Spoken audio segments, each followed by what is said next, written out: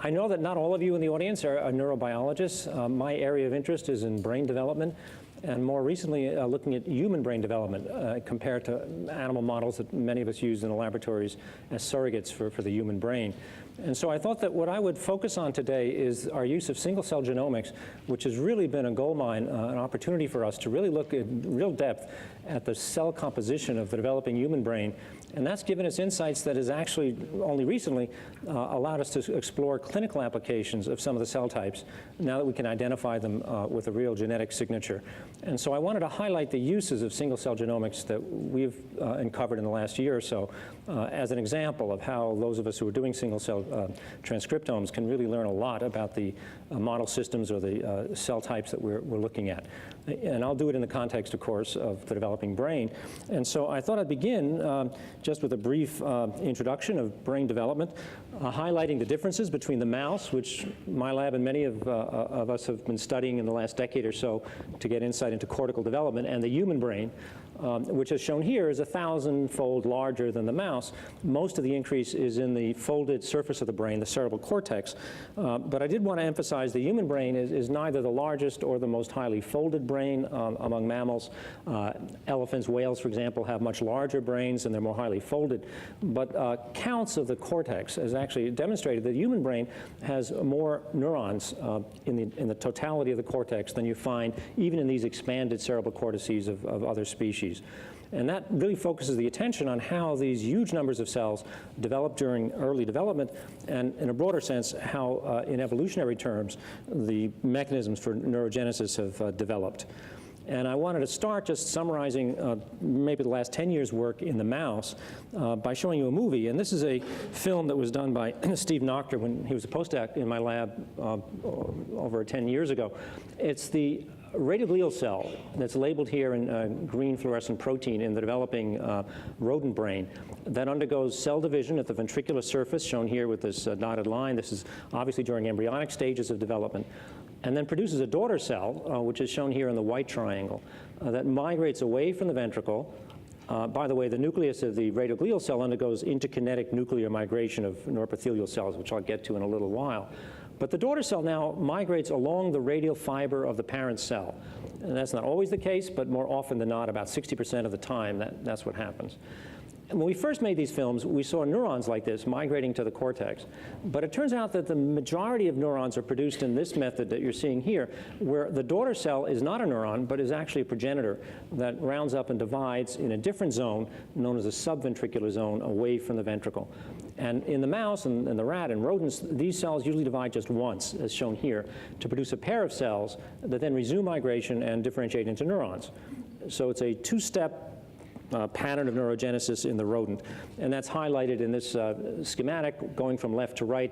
These neuroepithelial cells expand the total population, the so-called founder cell population. And then when the neural tube closes, neurons are produced from these radioglial cells, which are the neuroepithelial cells transformed into radioglia. And they produce these daughter cells, shown in green, that divide once. We call them intermediate progenitor cells. They've also been referred to as basal progenitor cells. And they, in the rodent, produce these pairs of neurons over a period of about 13 cell cycles until the end of neurogenesis, when all the neurons in the cortex essentially are completed. And that occurs in the mouse or the rat prior to birth. That's a very quick few minutes of summary of what we know about the rodents. So how does that compare to human brain development? At early stages, this is the mouse, by the way, and in red are the radioglial cells stained by SOX2, which is a transcription factor expressed by radioglial cells. And their daughter cells, those intermediate progenitors, are stained here in green with TBR2, a transcription factor expressed by those intermediate progenitors. And they form these two progenitor zones, the ventricular zone in red and the subventricular zone in green. And early stages of human brain development look exactly the same. Radioglial cells that are SOX2 positive and intermediate progenitors that are TBR2 positive, looking really very much the same. And they go through a similar pattern of neurogenesis. But very rapidly, the outer subventricular zone develops, and that's an expansion of this smaller subventricular zone. And as shown here on the right, it's really a dominant site of progenitor cell function. So the colors here, I won't tell you what they represent, but they're cells that are cycling, different stages of the cell cycle. So these are all progenitor cells. And you can see that the ventricular zone, which is the predominant zone of neurogenesis in the mouse, is now very, I wouldn't call it vestigial, but very small. And the outer subventricular zone clearly is the source of neurogenesis for most of what happens in the cortex. And this is not the end of neurogenesis. This is at gestation week 17 when the middle cortical layers are being produced. So it's halfway through neurogenesis. The remaining upper cortical layers are produced beyond this point, and almost all of those cells will come from this outer subventricular zone. So that's focused our attention on that progenitor region, and the cell types in this zone really hadn't been very well described. So we started looking at them a few years ago, and I just want to highlight one predominant cell, progenitor cell in that area. It's like a radioglial cell, shown here morphologically with a fiber that goes up to the peel surface. What it doesn't have is a connecting fiber down into the ventricular adhesion belt, which neuroepithelial cells usually are bound into. So this cell has delaminated, or it's not connected to the ventricular zone at all. But otherwise, it's stained with all the markers that we've learned to use for radioglial cells in the rodent. Some of them are shown here, vimentin and nestin, which are intermediate filaments, and SOX2, which is sometimes referred to as a neural stem cell marker. So there were no unique markers. There was no way to really identify this cell in a molecular sense. But morphologically and in its location, it could be identified. And shown on the right is a demonstration that if you put a lipophilic dye, like a crystal of dye I, on the peel surface, you can backfill all the fibers that contact the pia, and many of them end in these cell bodies of these cells, which hadn't really been described before. So we call them outer subventricular radioglial-like cells, or ORG cells, or org cells for short, and I'll refer to them as org cells. Wieland-Uttner has more recently been calling them basal progenitor, or basal radioglial cells. They go by a few other names, but I'll call them org cells for the rest of this talk.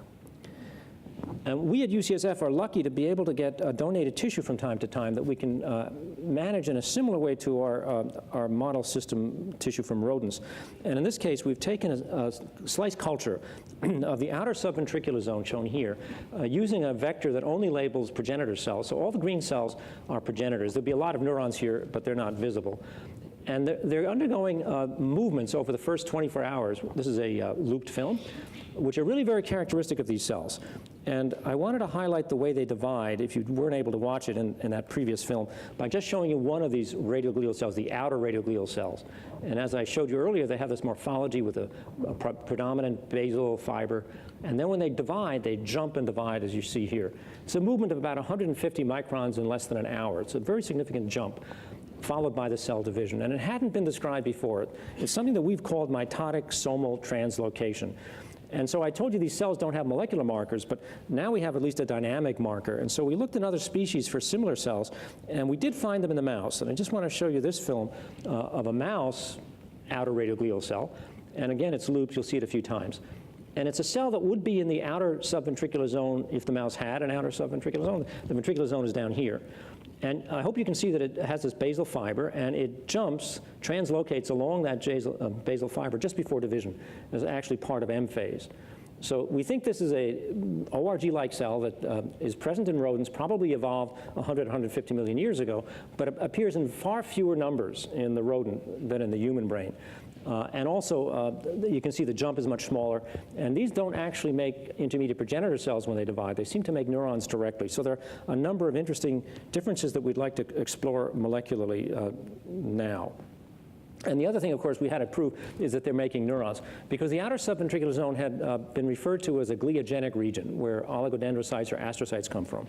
And so to show that they actually produce neurons, we did a number of things. One of them I just want to show here, where we were able to label individual cells, dissociate cortex, and put single progenitor cells in each of these wells, so that we had a large area with just a single cell captured. You can see it here in higher power.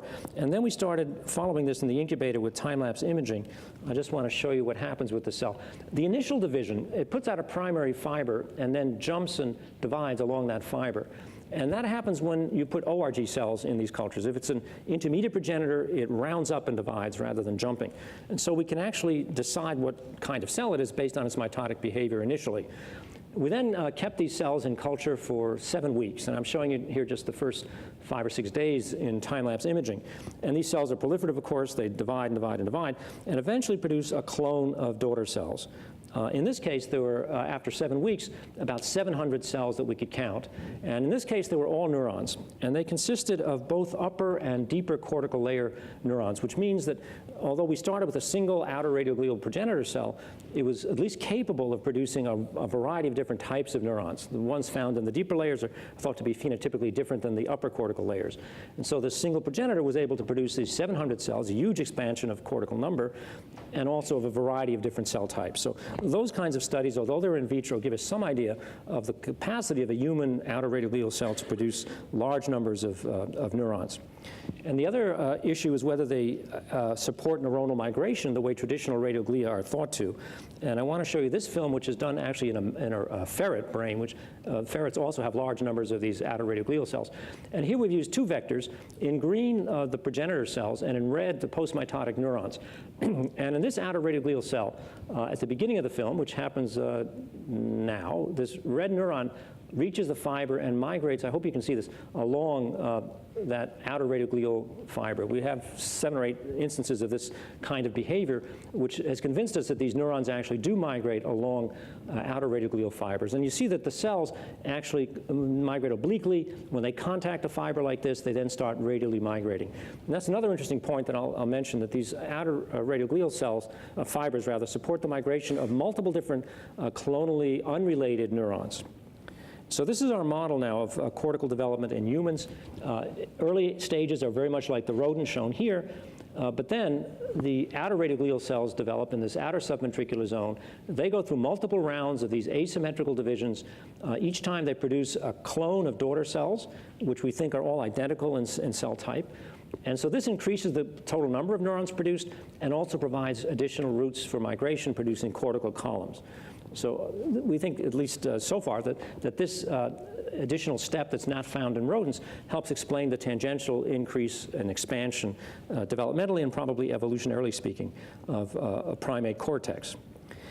But there had, as I mentioned, there hadn't been, when we started these projects, any molecular markers for the cell type, although we believe that there must be, in some way, an intrinsic molecular signature that differs from, for example, the closely related radioglial cells I mentioned in the ventricular zone. And so we began looking for those cell types with a collaboration actually with Fluidigm. Luckily, Fluidigm is located in South San Francisco, not far from our campus, and we were able to initiate this a number of years ago. It was a very fruitful collaboration. I just want to highlight some of the results.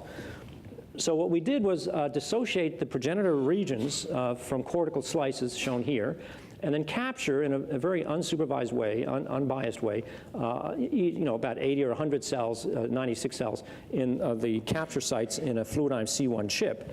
And these were then lysed and amplified. We did sequencing.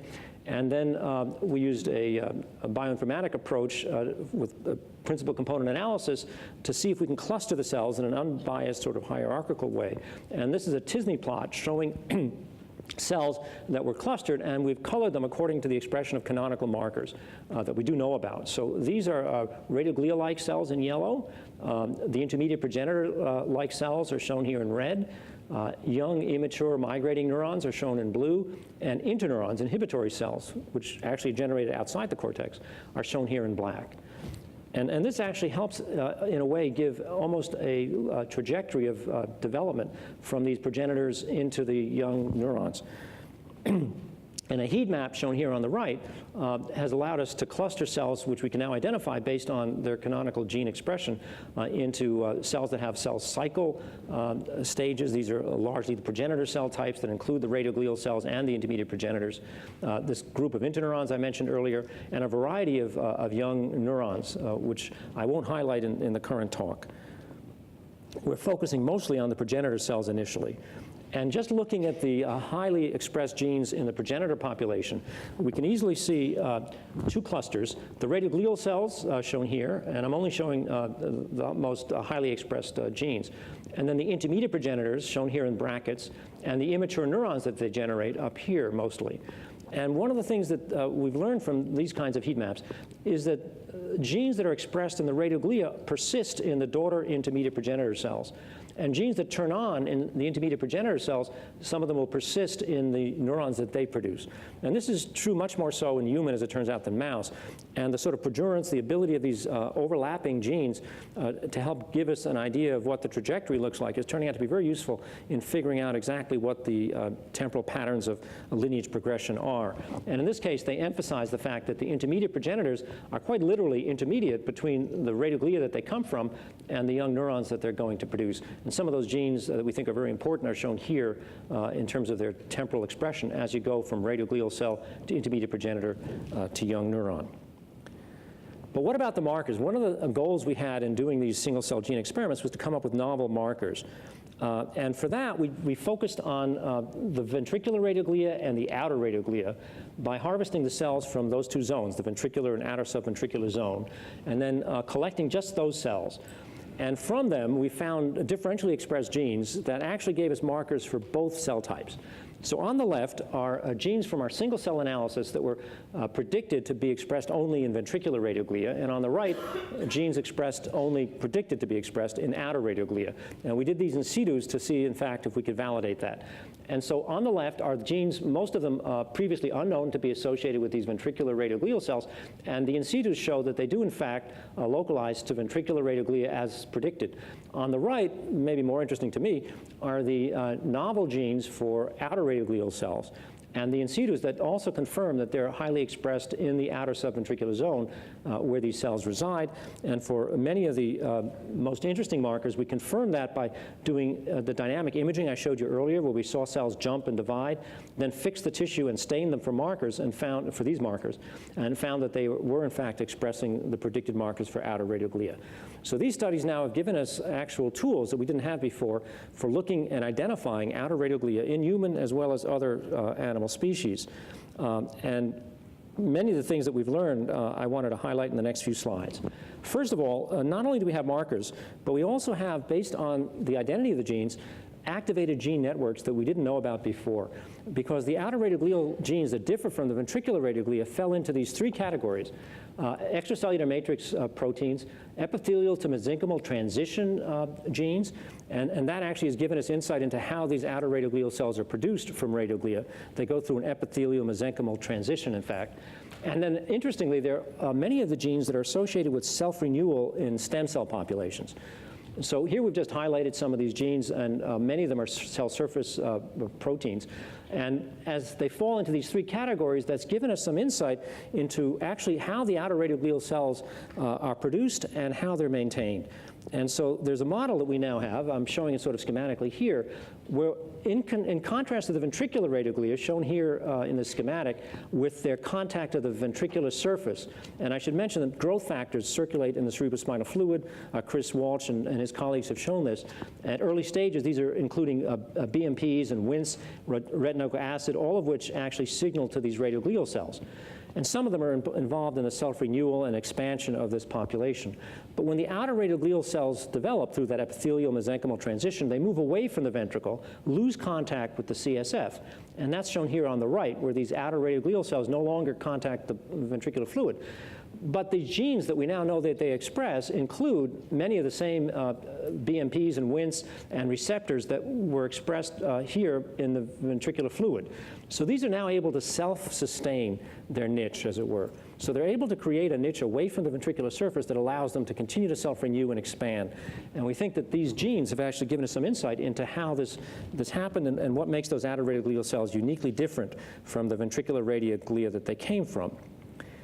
And two of the markers, one for radioglia, ventricular radioglia, the other for outer radioglia, stain the cytoplasm and can actually show us the entire morphology of the cells.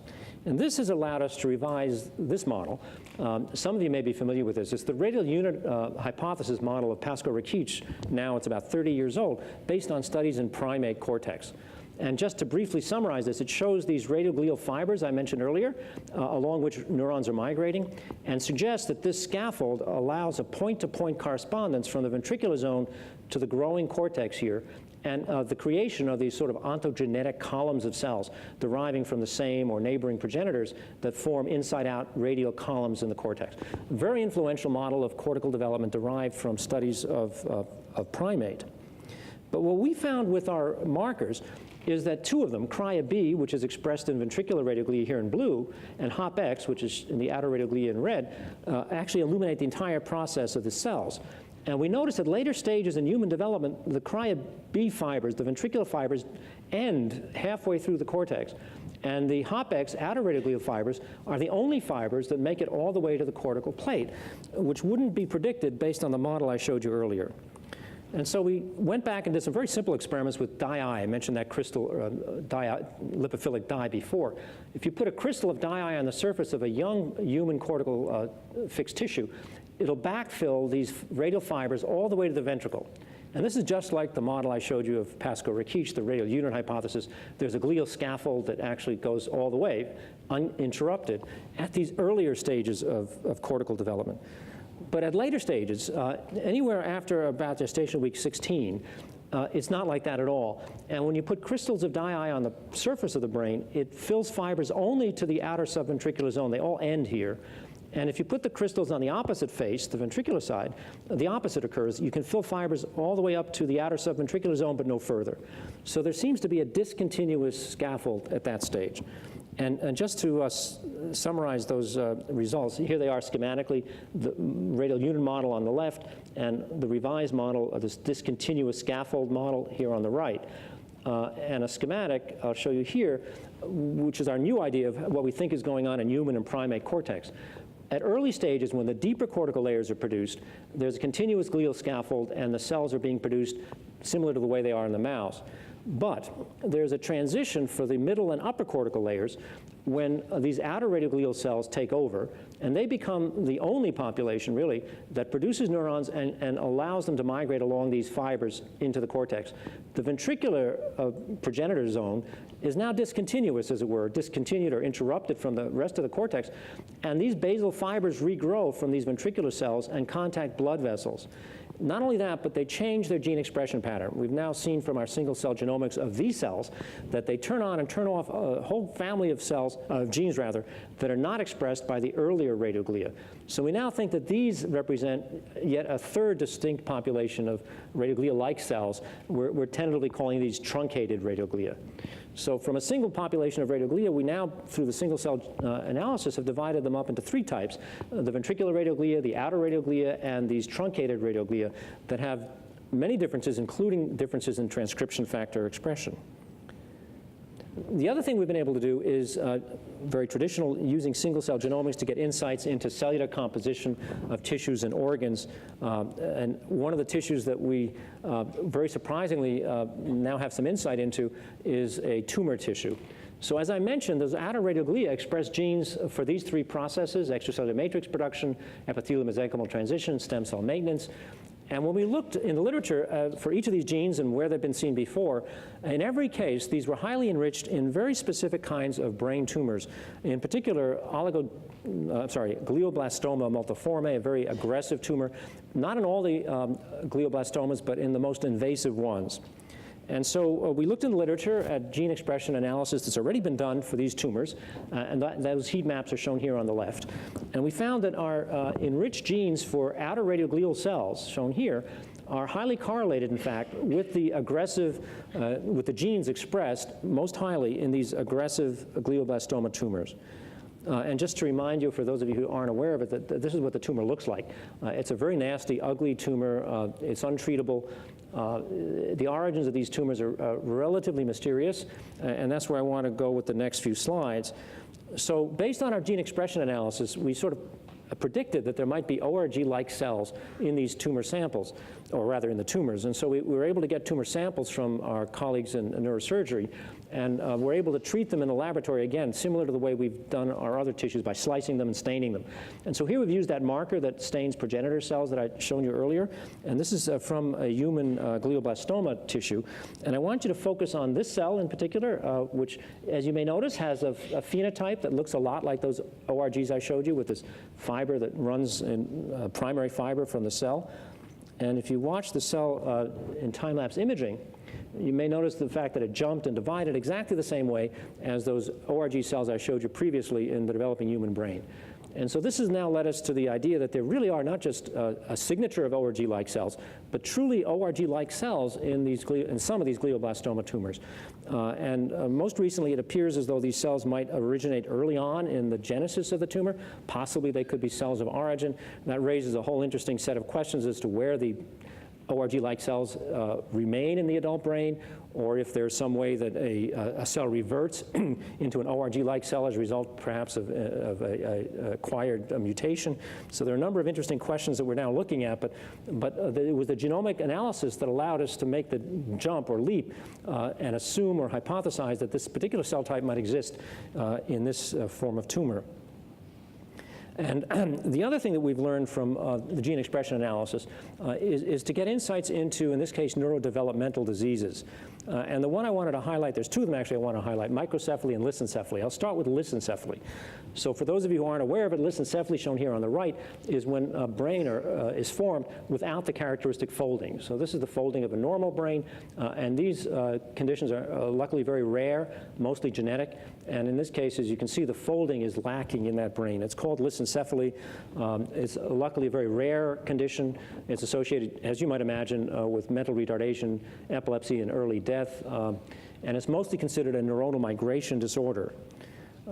There are genetic causes where the genes have now been identified, and I want to mention another approach that many of you may be familiar with in studying human diseases recently, and that's the ability to make organoids, that is to take stem cells derived from patients who have genetic diseases, create a three-dimensional tissue, in this case the brain, an organoid, and then study those human cells with their disease genes and compare them to normal to see if you have insights or can gain insights into the pathophysiology. And so I want to just briefly mention that approach, first by showing patient scans. This is a normal MRI scan, and these two are scans of patients who have different forms of lissencephaly. You may notice that the folding is missing in these patients, and this may be a little bit of folding anteriorly, not so much posteriorly. This patient has a single mutated gene called LIS1, or primary lissencephaly.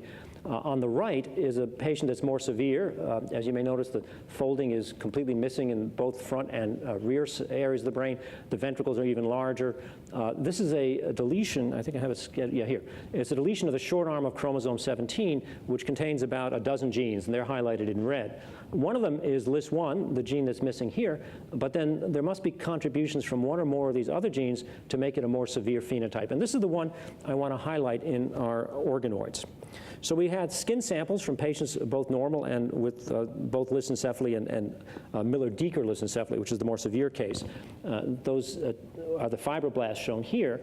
And from those skin cells or fibroblasts, we were able to make or derive pluripotent stem cell lines. And it was equally possible to do this from all of these different patient tissues.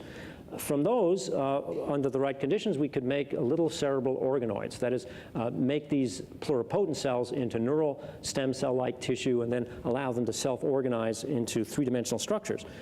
And interestingly, we could get pretty far with both the Miller-Dieker tissue, that is the mutated patient with Miller-Dieker syndrome, and a normal patient shown here. So they all were able to produce these neural-like tissues that formed rosettes, and these rosettes look a little like the progenitor zones I showed you earlier, radial glial cells that go through interkinetic nuclear migration. We have an apical marker here in green, so they have a kind of a ventricular zone in the middle. Over time, they actually laminate like this to form a ventricular zone and a subventricular zone. Again, with TBR2 as a gene expression here, you can see intermediate progenitors sitting on top of radioglia, and then neurons that are produced and move away. So it forms a laminar structure in 3 dimensions that resembles the normally developing fetal brain. And on the right, for Miller-Dieker patients, it really at this stage looks indistinguishable from the normal. In those red cells I mentioned, the ventricular-like cells, you can find ventricular radioglia that undergo interkinetic nuclear migration. But over time, you can actually see an outer subventricular zone form, and that outer subventricular zone contains outer radioglial cells, and here's one of them. So you now probably are very familiar with this behavior, but I'll show it to you now in a organoid derived from a skin cell, and this is from a patient who had Miller-Dieker, I'm sorry, this is from a normal patient who developed, after 5 weeks, this outer subventricular zone. You can see the characteristic behavior, the jumping and the division that I mentioned earlier. And that's also present in the cells from the Miller-Dieker syndrome patients. But what's really interesting is the phenotype in those patients seems to be specific to this cell type. So here are stained ventricular radioglia from a wild-type patient here, where the nuclei, this is from a time-lapse film, move down to the ventricle, divide, and then they move away. Here's a Miller-Dieker ventricular radioglial cell doing the same thing. The nucleus comes down, divides, and we measured many, many of these cells and quantified the duration of each of these phases of the cell cycle.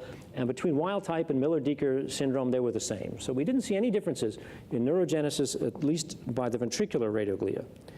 We also had the outer radioglia I mentioned before, and here in a wild-type cell, you can see the basal fiber of this outer radioglial cell. It jumps and divides, and the distance jumped, and the duration of the division, all of that was quantified and compared to a Miller-Dieker syndrome shown here on the right. And interestingly, these cells actually jumped further on average than the normals, and then they failed to divide. Or if they did divide, it was only after a prolonged period of time. So they showed a really dramatic phenotype in their mitotic behavior, which is quantified here on the right. But what's really interesting to us is that this was a phenotype expressed only in the outer radioglial cells. The ventricular radioglia didn't show any of these abnormalities. And so first of all, it gave us a sort of cellular insight into the phenotype of this very uniquely primate disease. It doesn't form in mouse because the mouse has a smooth, not a folded brain. And it also links this cell type with cortical expansion and folding, which, as I may have mentioned to you earlier, we think is really an important function of these cells, that they have a necessary but not sufficient role in creating an expanded cortex, and therefore folded cortex. And in patients that don't have folded cortices, we find it very intriguing that these cells seem to have a major phenotype. We've also been using our single-cell genomics to get insight into microcephaly, and the form of microcephaly I thought I'd highlight here is one that you're probably familiar with recently. It's a ZIKA, or viral form of there are genetic forms of microcephaly, but I wanted to highlight this acquired form. And microcephaly basically is a measurement of the head size, which is smaller, significantly smaller than normal. The reason the head size is smaller, of course, is because the brain is smaller, and the head develops, the skull, in fact, develops in hand in hand with the brain, and the size of the brain actually determines the size of the head or the skull. With viral causes of microcephaly, they're very different than many of the genetic causes, in part because they not only cause a malformation of the brain, but they actually destroy the tissue that's already been formed. And this is an example of a scan in a fetus of a patient who has microcephaly. And you can see the calcifications, which are highlighted here with the triangular arrows around the ventricle. These are periventricular calcifications in the progenitor zones. This is a form of CMV, cytomegalovirus-induced microcephaly. It's a little different than the ZIKA form, but it does have in common many of the features of a smaller head, of course, a lack of folding, large ventricles, and necrosis and calcification. The patients with Zika virus microcephaly are a little bit different. A normal patient here at gestation week 29 is shown on the left. A Zika case at gestation week 32, even older, is shown here on the right. And what's surprising is you may notice the normal folding that's starting to take place by 29 gestational weeks is lacking here. So it's not only a smaller brain, it not only has cortical malformations, there's a problem with folding, or the surface of the brain is smoother rather than folded. Probably a migration disorder, probably similar to lissencephaly in some features. And then later on, it develops the calcifications I'd mentioned earlier, and this shows viral particles that have been seen by electron microscopy in the cortical mantle. Some of these are in neurons, and some of them possibly in astrocytes. The other tissue that seems to be highly correlated with the brain in these cases is the eye, which is also affected. And these are examples of retinal images of children who have microcephaly and also have these optic lesions of the retina. And there have been studies now in the last few months showing that the organoids, like I showed you earlier, that are derived from human skin cells can be infected with these viruses, a virus envelope protein shown here in green. And not only are these progenitor cells infected, but they undergo apoptosis and they die. And so this is thought to probably account for some of the microcephaly. The organoids that start out as these sort of cerebral structures that just expand in spheres wind up being reduced in size when you infect them with the Zika virus, as you would expect, because the virus is killing the progenitor cells. So these studies were done in vitro. We were intrigued because we have access to primary tissue to see if we could show a similar phenotype in primary cells. And we were especially struck by the receptors shown here on the left, which are a big family of receptors that mediate the infection of these flaviviruses, of which dengue and yellow fever and West Nile virus are all members, and so is Zika virus. But what's really interesting to us was that one virus receptor has been highlighted among all the rest to mediate Zika infection of the skin cells, as shown here. And that's called AXL. So there's a large family of receptors, but this is the one that seems to be necessary and sufficient to actually infect skin fibroblasts with the Zika virus. And if you block the AXL receptor, shown here on the right, in two different ways, either with antibodies or with a knockdown, it significantly reduces the infectability of these skin cells. So the AXL receptor was highlighted in these studies to be involved in Zika infection of the skin. And Alex Pollan, one of the postdocs in my lab who had been doing the single-cell genomics I'd mentioned in primary human tissue, was really struck by that because AXL was one of the most highly enriched genes in those atoradioglia that we talked about. And so here are all the flaviviruses from the literature, flavivirus receptors in the literature that mediate the entry of different different viruses rather. And the AXL receptor is highlighted here. And this is a heat map from our data of ventricular and atoradial cells and the genes that they express. And you can see that this AXL receptor is highly expressed by specific cell types that we've looked at, including astrocytes, radioglial cells. It's not expressed in the intermediate progenitors, which are the daughters of the radioglial cells. It's not expressed in neurons or interneurons. And it's also expressed in microglia and in endothelial cells, which are the blood vessels of the brain. So this gives us a very specific pattern of AXL expression that we would predict might mimic where the virus is going to attack brain cells. And these are just violin plots that highlight, again, the enrichment of AXL in these cell types, the radioglial cells here shown in red in particular, but also astrocytes and microglia and endothelial cells. So we've recently been able to actually get oh, I'm sorry, before I get to the virus, let me just show you the expression pattern in tissue slices of human brain. So here in green is the antibody for AXL, and it highlights the ventricular cells down at the ventricle, as I've shown you earlier. Especially the end feet of the radioglial cells are enriched in this receptor. The outer radioglial cells here, as you can see, their cell bodies collecting in the outer subventricular zone, and blood vessels, the endothelial cells. So this exactly matches what our gene expression data would have suggested.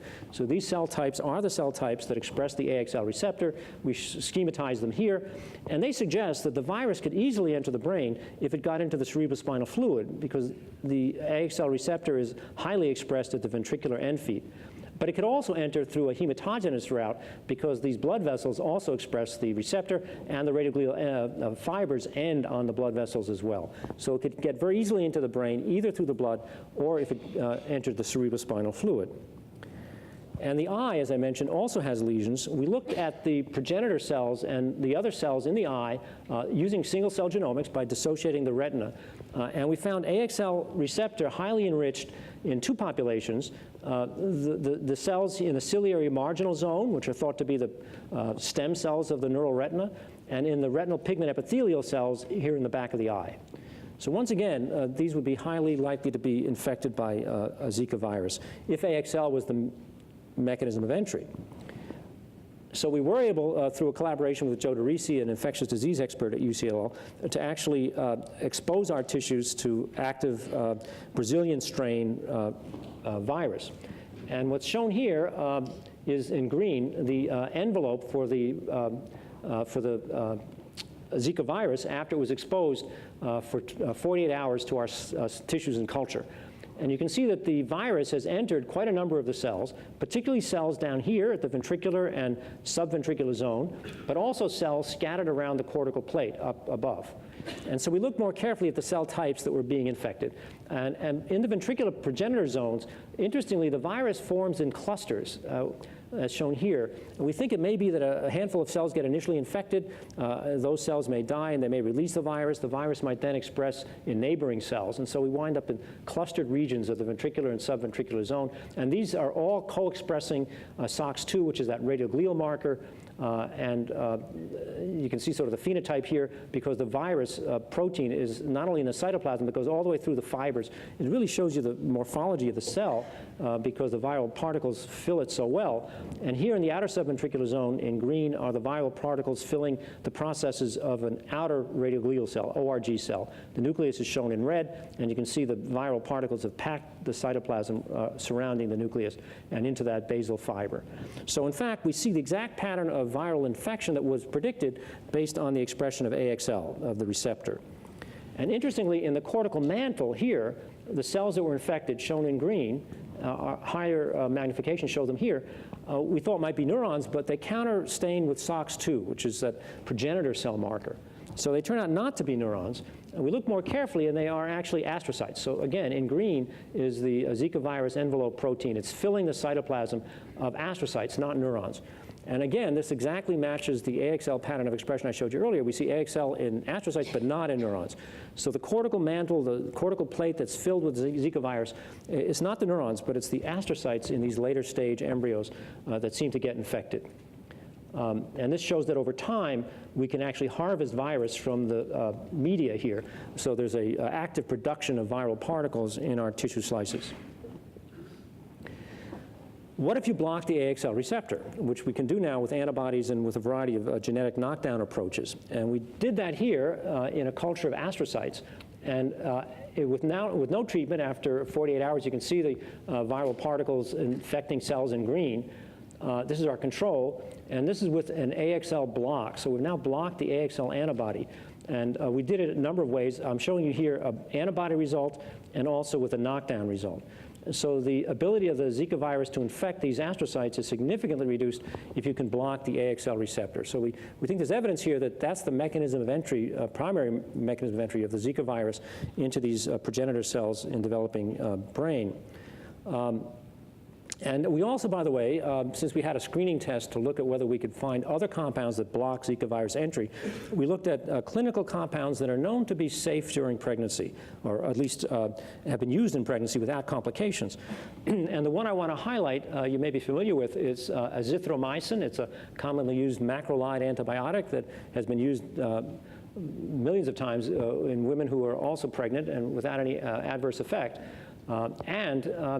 The untreated Zika virus cells, shown here in green, are significantly reduced at doses, actually, of azithromycin that can be achieved in the fetus when a pregnant mother takes a standard dose. And we show here what the IC50 is. It turns out that the antibiotic is concentrated in fetal tissues and the placenta. So we think that this drug that's clinically available and seems to be safe to use during pregnancy could have a clinical impact of the, on the epidemic. So I just wanted to summarize the single-cell aspect of the data I presented here so far, that the single-cell RNA sequencing that we've done has really provided novel cell-type markers, which is what we hoped we could do when we started the project, and it's worked out extremely well for us. I've highlighted the use of markers just for that one outer radioglial cell type, but we now have additional markers for, as I mentioned, other radioglia, for other types of progenitors, and for young maturing neurons. In addition, we can reveal cell type-specific gene networks and get insight into what's unique about the cell types that we've identified, again, based just on the single-cell genomics. We've been able to use that to get insights into the mechanisms of diseases, again, where specific cell types seem to be critically important. And we can also look at the vulnerability of cell types in a variety of different diseases. I've mentioned this one acquired form of microcephaly. So for us, this has really been a very exciting and a wonderfully productive movement or direction for our lab, and we plan to move even more aggressively towards single-cell genomics, and I'm looking forward to the rest of this meeting to learn about the technologies that are coming down the pike. I want to thank the people who did the work in my lab and highlight especially these three individuals. It was Marina Burstein who did most of the organoid work that I presented today. Alex Pollan and Tom Nowakowski are two very gifted postdocs who really collaborated with Fluidigm and brought that single-cell genomics approach into my laboratory. We've had terrific collaborators at UCSF. Hannah Ritalik is a postdoc in Joe DeRisi's lab who was really critically important for getting those ZIKA viral experiments done. And I want to thank our funders, and thank you for your attention.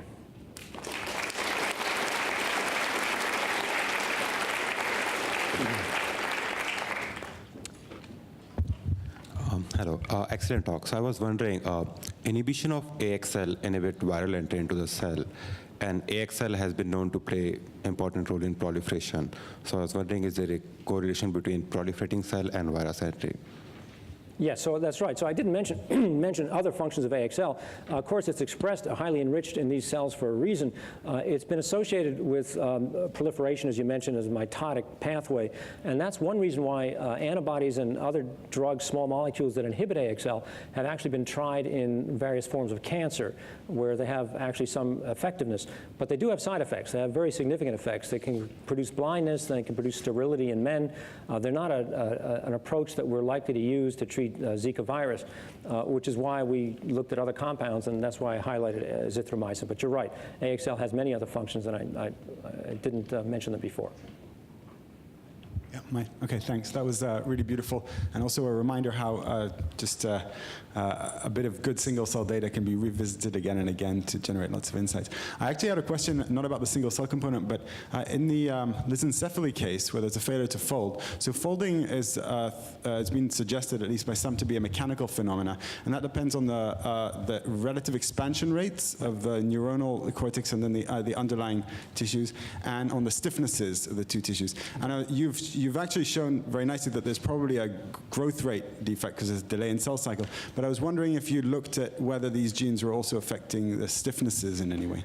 Yeah, that's a very good question, and you're highlighting a really interesting study that was done by a group in Germany. I've forgotten, unfortunately, the name of the senior author, which really showed that you could reproduce folding that looks a lot like cortical folding in artificial substrates if you can just change differentially the rate of expansion from the upper to the lower areas. And I think that highlights what I was mentioning earlier, that the outer radial are especially important for the upper cortical layers. And so if you increase the size of the upper cortical layers in particular, you create that kind of a difference in tension, presumably, between upper and lower cortical layers.